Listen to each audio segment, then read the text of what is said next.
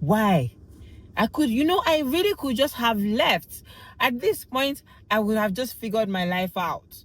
And for like 2 years after, go back.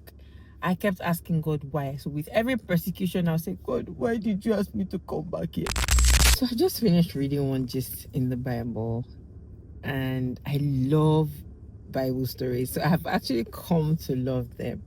But I read this particular one where Apostle Paul was talking about being caught up in the third heavens. So when that was done, he was given a thorn in the flesh, a messenger of Satan. That's how he described it in the Amplified Classic Version. And he said 3 times he begged God, can this thing just depart from me? Can I not have to deal with this? He begged God, and God said to him, my grace is sufficient for you.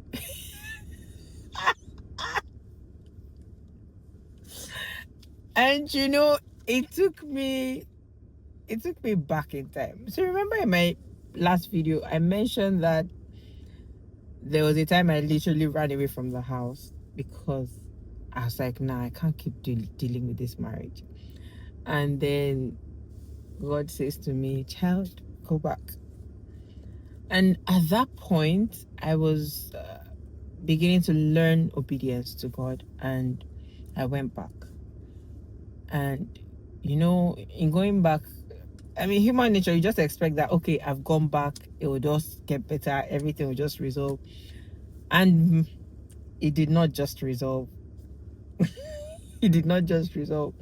Because there were issues, there were things that needed to be fixed, there were things that needed to be talked about. We had to walk through different things. And so in walking through the different things, it was hard, it was intense, nerves were frayed, emotions were high, everything.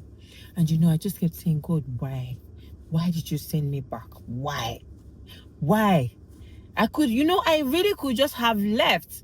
At this point, I would have just figured my life out. And for like 2 years after, go back. I kept asking God why. So with every persecution, I'll say, God, why did you ask me to come back here?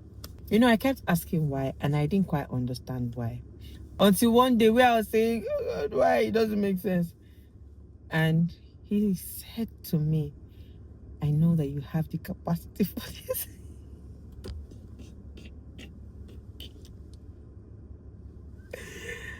I'm laughing about it right now, but that day I did not laugh because it wasn't funny. Me, I have the capacity to be going through stress like this.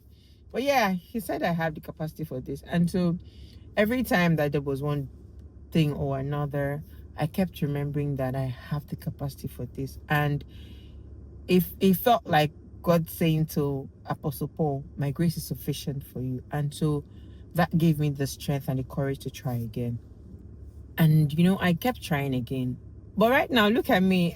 I'm creating video content and I'm telling you about marriage. If I didn't go through that phase, I don't think that I would be here creating this content and talking to you about some stuff about marriage. Not because I'm a marriage expert, not because I have it all figured out.